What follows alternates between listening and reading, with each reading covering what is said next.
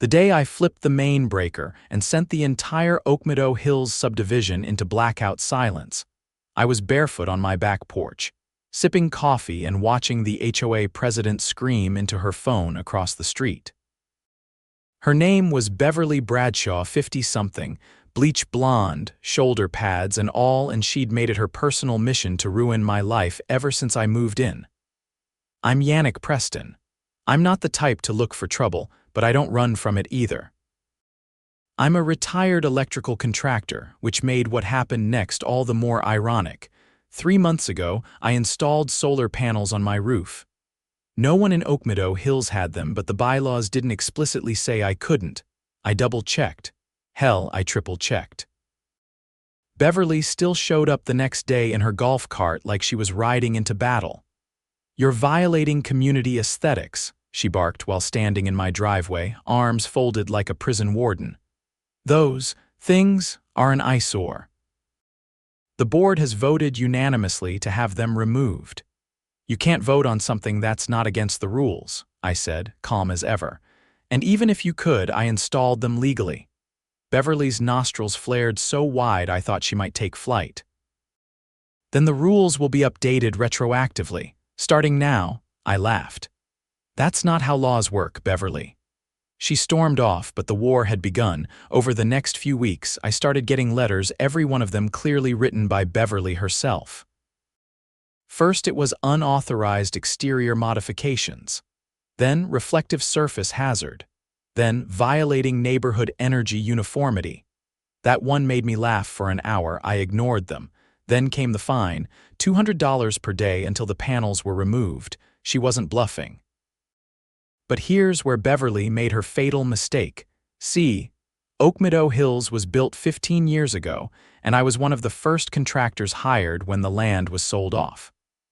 I helped install power infrastructure for the entire north end of the subdivision, underground lines, junctions, the whole deal. The utility company never bought the land under the lines. No one did. I did. I bought the easement rights legally for dirt cheap before I left the company and moved out of state. I figured one day I might live here. Funny how that worked out. So when Beverly and her HOA board pushed through an emergency bylaw banning solar panels retroactively and threatened to place a lien on my home, I filed a cease and desist. They ignored it. Then I gave them one last warning. I walked into the next HOA meeting, stood in front of everyone and said, "If you don't back off, I'll shut off your power. I own the lines under the north side of Oakmeadow Hills, all of them." Beverly looked at me like I just claimed to own the moon. "That's ridiculous," she scoffed. "You can't just shut off an entire neighborhood. You wouldn't dare." I dared. The blackout hit at exactly 4:57 p.m. on a Thursday. It wasn't an accident. That was peak time for the HOA board's weekly video call, the one they conducted from their overpriced home offices, stacked with little brass eagles and framed certificates that didn't mean a thing. I kept it surgical. Just the north grid, the section I had legal ownership over. 37 homes, including Beverly's. My breaker room is wired tighter than a military bunker. I flipped 3 switches, waited 15 seconds, and watched the lights across the street flicker out like a row of dying fireflies. Then came the silence. No air conditioners, no TVs, no Wi-Fi. Just birds and wind and the sound of Beverly's voice rising in pitch as she opened her front door and realized something was very, very wrong. I stayed put, didn't rush out. Let the panic simmer. Less than 2 minutes later, my doorbell rang. I opened it to find Councilman Jared Reese standing there, necktie askew, holding his phone like it had betrayed him. He wasn't part of the HOA, but he lived 3 houses down and liked to pretend he had more influence than he did. This wasn't the first time he'd tried to mediate. It was, however, the first time he looked genuinely rattled. "Yannick," he said, voice low. What the hell did you do?" I leaned against the doorframe. "Exercised my property rights. You can't just shut down the grid." "Actually, I can. I own the easement." "The HOA's been trespassing on my privately held utility corridor for 3 months. I have the deed." He blinked. "I thought that was just a bluff." Then you were mistaken. Behind him, Beverly emerged from her garage, dragging a gas generator like it was a wounded animal. She saw us and shouted across the lawn, "You're finished. This is a federal offense. I'm calling the governor." I didn't even look at her. I turned back to Jared. "You know what's funny? I gave them multiple chances, sent every legal document certified, gave them deadlines, warnings. They ignored all of it. She says you're threatening the safety of the community." I stepped inside and returned with a thick binder. Here, every letter, every timestamp, every refusal to comply, including the lien notice they tried to sneak through the county clerk's office last week. That's wire fraud, by the way, filing a lien without legal cause using forged documentation. Jared flipped through the pages, eyes widening. "This can't be real." "It is. I had it notarized." His tone changed. "You need to bring this to the city attorney." "I already did. He's reviewing it." I was told to document everything while they prepare an injunction. Beverly was now yelling into a disconnected cordless phone, clearly unaware it needed Wi-Fi to function. Her husband, Rick, carried a cooler full of meat from their dead freezer and stood in the driveway like he wasn't sure where to go. An hour later, a police cruiser rolled up. Officer Melanie Cruz stepped out, looking unimpressed. She was the only officer who actually lived in the area, and she knew all the players. "Yannick," she said as she approached, "I'm gonna need you to walk me through this." I handed her the same binder. "I own the utility easement. The HOA has been using it without authorization, and when I tried to assert my rights, they responded by attempting to financially sabotage me." She flipped through the pages. "This is a lot. It's all documented. Did you notify the utility company before cutting the line?" "I didn't cut anything. I flipped the access breakers, my lines, my equipment. I even notified Public Works last week. Got the receipt. They inspected it and confirmed jurisdiction lies with the private owner." At that moment, Beverly stormed over. Her heels clicked on the pavement like they were trying to drill holes through it. "This man is endangering lives," she shouted. "He's shutting off medical equipment. He's interfering with critical infrastructure." Melanie didn't even flinch. "Ma'am, do you have any documentation proving that?" "I don't need documentation. I'm the HOA president." Melanie raised an eyebrow. "Then you should know better than to speak without evidence." "I demand he be arrested." I spoke before Melanie could. "You might want to be careful with that demand, because if you push this, I'll take it further. That lien you filed, I have proof it was forged. The county's cybersecurity division traced the IP address to your assistant's home network. That's a felony." Beverly went pale. Melanie closed the binder. "Here's what's going to happen. I'm filing an incident report. I'll include the documentation and forward it to the city attorney's office. In the meantime, Yannick, you're within your rights to manage your own infrastructure, but I recommend you give the neighborhood a timeline for restoration." I nodded. "I'll reconnect the grid by noon tomorrow." That gives the HOA board enough time to decide whether they want to negotiate or keep pretending they're above the law. Melanie walked back to her cruiser. Beverly stood frozen, lips parted, eyes darting. For the first time, she didn't have anything to say. That night, I set up a temporary generator for my immediate neighbors' people who had nothing to do with the board's nonsense. I handed out extension cords and coolers. I even helped an elderly couple down the street move their refrigerated medication to my garage. By morning, 4 board members had resigned. At 10:30, I got a call from a local reporter. Someone had leaked the story. It was on the evening news by 5. The headline: Homeowner shuts down HOA after solar panel dispute turns ugly. The next day, I received a certified letter from the county clerk's office. The lien had been invalidated. The signature on the filing didn't match any licensed notary in the state. An investigation had been opened. At noon, I restored power. But I didn't forget, and neither did the rest of the neighborhood. By Monday morning, the smell of desperation clung to the HOA office like mildew. The building, converted from an old model home, sat at the corner of the subdivision. flanked by 2 empty flagpoles and a parking lot that no one had swept in weeks. I parked across the street and waited. Someone had slipped a note under my door at dawn, folded in half and sealed with a yellow post-it that simply read, "You need to see this. D." Inside the envelope were 5 printed emails, not screenshots, actual message logs, complete with timestamps and internal routing headers. I recognized one of the names instantly, Rory Delman, Oakmeadow's treasurer. The others were unfamiliar, but all of them ended in at oakmeadowhillsassock.com. The contents made my stomach clench. They weren't just trying to punish me with fines. The board had knowingly submitted false maintenance invoices to the HOA's reserve fund, tens of thousands billed for groundskeeping audits and safety inspections that never happened.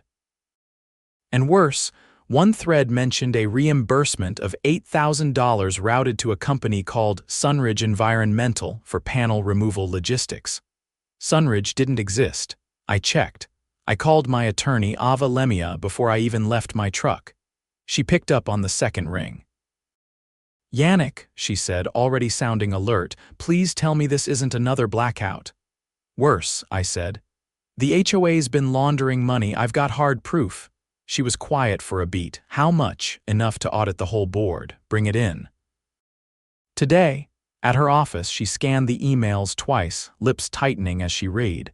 "This is enough to trigger a forensic audit. If these were sent through official HOA servers, there's a trail. They used HOA accounts, internal addresses, then they're done." Financial fraud involving community dues falls under state jurisdiction. We'll need to file with the District Financial Crimes Bureau. Should I notify the other homeowners? Not yet. Let's get the paper chain secured first. If we move too early, someone might try to destroy records. That afternoon, Ava filed a formal complaint with the DFCS. By Thursday, subpoenas began landing like bricks on the porches of every board member. The agency didn't send agents in suits. They sent forensic accountants with rolling carts full of scanners. Meanwhile, I made copies of everything. I turned my garage into a war room, folding tables, labeled binders, and a corkboard connecting board members to vendor payments that didn't exist. I wasn't just defending myself anymore. I was gutting the whole rotten foundation. The first break came from a guy named Clay Garrison. He lived 2 streets over and worked nights as a hospital janitor. I'd seen him around, always quiet, always polite. He showed up at my door with a flash drive. "I used to do website admin stuff freelance," he said, eyes darting behind him like someone might be listening. "They hired me last year to optimize the HOA portal. But they also gave me access to the financial backend, said they needed someone to clean up the clutter." "Did you?" I asked, waving him inside. "I made backups first," he said, holding up the drive. "Didn't trust them. They were deleting things." Whole entries. On the drive were 9 months of financial records, some with metadata indicating they'd been altered after submission. One payment labeled Community Beautification $12,400 had originally been titled Legal Retainer Solar Panel Dispute. Someone had scrubbed it.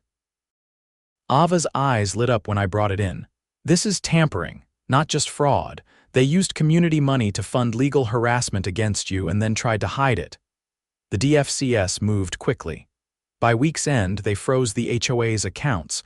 Rory Delman was brought in for questioning.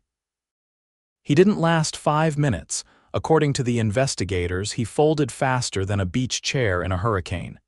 Named names, provided passwords. Confirmed that Beverly had authorized every reimbursement and even pushed for the lien against me as a deterrent to future infractions. But the most damning revelation came from an email buried 4 months deep. Subject line: Phase 2. It outlined a plan to secure a private deal with a local developer to annex 4 vacant lots at the edge of the subdivision lots that were technically communal green space. The HOA board intended to rezone them as utility corridors, then sell them off under the table and pocket the difference over $120,000. That wasn't just fraud. That was theft of community property. The city attorney's office issued warrants. Beverly was arrested the following Tuesday, wearing oversized sunglasses and a ridiculous cape coat like she was heading to a red carpet instead of the backseat of a squad car. Her husband, Rick, shouted something about political persecution. As officers walked her past the hedges she'd once fined a neighbor for trimming unevenly. By Friday, the neighborhood mailboxes were stuffed with official notices. The HOA board was formally dissolved pending investigation. A temporary oversight committee appointed by the city would manage operations until the next election cycle. I didn't run for office. I didn't need to. The community rallied on its own. A group of residents formed a neighborhood coalition, not a formal HOA, just a panel to represent concerns and keep things transparent. Clay joined. So did a retired school principal named Martha who used to get fined for having potted plants on her porch steps. Ava helped them draft a charter: no fines without mediation, no architectural restrictions without public hearings, and most importantly, no financial decisions without full resident access to the books. As for me, I finally got to finish installing the last 2 solar panels. With Beverly gone and the board disbanded, no one objected. In fact, 3 neighbors asked if I could recommend an installer. "I can give you a discount," I said, "if you help me put them up." The neighborhood transformed over the next few months. Without the board breathing down everyone's neck, people started talking to each other again. That rusted swing set that had been flagged for removal, repainted and repaired by volunteers. The cracked sidewalk that Beverly claimed wasn't under HOA jurisdiction. Fixed by a group of retired handymen who'd lived on the same street for 20 years. One evening, Clay and I stood near the edge of the subdivision where the green lots had nearly been sold. "Funny," he said, "how close they got to pulling it off." "Not that close," I replied. "They underestimated how much people pay attention when you threaten their homes." He nodded. "You ever think about what would have happened if you hadn't owned those lines?" I looked toward the row of panels catching the last of the sun. "Then I would have found something else." You don't let people like that run unchecked, not when they think their little titles give them power. He didn't say anything after that, just stood there watching the wind move through the trees. The subdivision held elections 6 months later. No one ran unopposed. Every candidate stood on a platform of transparency, accountability, and rebuilding trust. The ballot turnout was the highest in Oak Meadow history. And when the results were announced, the new chair of the neighborhood coalition gave a speech on the community lawn. No golf carts, no shoulder pads. Just a clipboard, a microphone, and a promise: no more secrets, no more threats. If you've got panels, plant boxes, or wind chimes, we won't fine you, we'll ask where you got them. Everyone laughed, and for the first time in a long time it felt like a neighborhood again. I arrived at the courthouse just before 9 in the morning, the binder clutched in my hand, already starting to fray at the edges from weeks of use. Ava met me on the steps, her coat buttoned all the way despite the spring heat. She didn't say anything right away, just gave me a look that said everything was about to shift. We walked through security and into the hearing room on the 3rd floor, where the state's Financial Crimes Division was presenting their findings to a judge in chambers. The room was quiet, sterile, and packed tighter than a freight elevator. I spotted 3 former board members seated together, none of them making eye contact with each other. Beverly wasn't there. She'd posted bail a week ago and immediately retained a defense attorney who looked like he charged by the syllable. The presiding judge, Marlene Roth, entered without ceremony. She was deliberate in her movements, glasses sliding halfway down her nose as she adjusted her seat at the bench. She didn't waste time. The matter before us today concerns allegations of financial misconduct, document falsification, and unlawful use of community funds by members of the Oak Meadow Hills Homeowners Association, she said, her voice as dry as sandpaper. "I've reviewed the documentation provided. I'll now hear statements from the complainant." Ava stood. Your Honor, the evidence we've submitted includes email records, transaction logs, and sworn affidavits from both current and former residents. These records show that the defendants manipulated HOA finances to fund personal legal actions, submitted falsified invoices for services never rendered, and attempted to initiate the illegal sale of protected green space. Judge Roth raised an eyebrow. All of this occurred without resident knowledge or approval? Yes, Your Honor, Ava said, and in direct violation of both the HOA's charter and state housing statutes. The defense attorney Reagan Maris, a man with a tan that looked painted on, rose next. My clients maintain that all actions taken were in line with their fiduciary responsibilities. They contend that the financial decisions made were necessary for the long-term benefit of the community. Judge Roth interrupted, including the attempt to sell land registered as communal open space. That sale was never finalized, he said, tugging at his cuffs. It was under consideration only. And the forged invoice entries, he paused, a misunderstanding between the treasurer and the contracted services. Judge Roth exhaled slowly. A misunderstanding with 8 separate shell companies, all traced back to a P.O. box registered under the treasurer's maiden name. No one said anything. A bailiff shifted in the corner. Rory Delman, sitting 3 seats from the end, stared at the table like it owed him money. One of the other former board members, Ethan Harper, the secretary, was visibly sweating through his collar. He looked like he might be sick. The judge turned to the prosecutors. I'm authorizing a full forensic audit of Oak Meadow Hills HOA financial activities for the past 5 years. All related bank accounts are to remain frozen. Furthermore, all parties involved in the attempted illicit sale of protected green space will be subject to criminal review under the State Housing Integrity Act. Reagan tried to object, but the judge cut him off. I'm not done. As for the forged lien filed against Mr. Preston's home, I find substantial cause to pursue criminal charges for fraudulent record submission and attempted property coercion. That matter will be referred to the district attorney's office. That was the moment I realized it was really happening. Not just a slap on the wrist, not a quiet resignation or some watered-down apology. Real consequences. For every fake invoice, every intimidation tactic, every time Beverly had looked me in the eye and treated me like I was the problem. The hearing adjourned less than an hour later. Outside, Ava leaned against the stone railing and dialed someone on her cell, murmuring about next steps and court dates. I stood nearby, watching a group of local reporters gather on the sidewalk.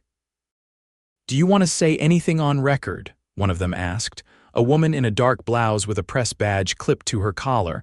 I hesitated, then shook my head. "I'll let the facts speak for themselves."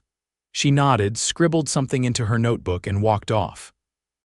That afternoon, the Temporary Oversight Committee held its first open meeting in the community park. Folding chairs were arranged in rows under the pavilion, and everyone was filled. Neighbors who hadn't spoken to each other in years sat side by side. Some brought printouts, others brought coffee. A few brought lawn chairs and refused to sit in the official ones out of principle. Clay stood up first and addressed the crowd. "From here on out," he said, holding the microphone like it weighed more than it should, "every decision made about this neighborhood will be voted on by you. No backroom meetings, no unexplained charges, and no more silence." Martha followed, reading out the interim charter in full. It wasn't flashy, it didn't need to be. It just guaranteed transparency, equal say, and the right to challenge any decision made on behalf of the community. When they finished, someone in the back clapped, then another. Within seconds, the whole pavilion was echoing with applause, not the kind you give because you're supposed to, but the kind that comes from knowing something broken is finally being rebuilt. Later that evening, I found a letter taped to my front door. Not typed, handwritten, just 2 lines. "You were right. We got greedy. I'll be gone soon. I hope you get peace from all this." It wasn't signed, but I didn't need a name. The handwriting was Beverly's. I left the note where it was. The wind took it by morning. Weeks passed. The audits continued, but the community didn't stall. We held gardening days, fixed fences, and repainted the old mural at the entrance with kids from the local elementary school. Someone even built a little lending library next to the park bench that Beverly once declared unsanctioned. Ava visited once, just to see the place. She stood on my porch, sipping iced tea out of a mason jar and watching the neighborhood buzz like a beehive. "You ever think about what you would have done if the solar panel thing never happened?" she asked. "Probably kept to myself," I said. "Let them push people around and stayed out of it. You regret it." "Not a single minute." She nodded, then pointed to the panels on my roof. "You know, those are going to start saving you real money soon." "They already have," I said. "In more ways than one." Not long after, I helped Martha and Clay organize the first community project under the new charter, converting the abandoned HOA office into a shared workspace and tool library. We stripped out the old carpet, tore down the fake wood paneling, and painted the walls a bright, ridiculous shade of green that no one could agree on, but that everyone seemed to love. On the door, we hung a sign carved by one of the neighborhood kids in shop class. It read, "Our house now," and it was. No one ever asked me to take the solar panels down again. In fact, by summer's end, 6 more homes had them installed and not a single fine was issued. The power lines underneath Oak Meadow Hills still belong to me, but I never had to flip those breakers again. Because now, when someone has a problem, they knock on a door, not file a complaint. When there's a disagreement, it's settled over coffee, not threats. And when someone forgets what this place is supposed to be, there's an entire neighborhood ready to remind them, not with rules, but with each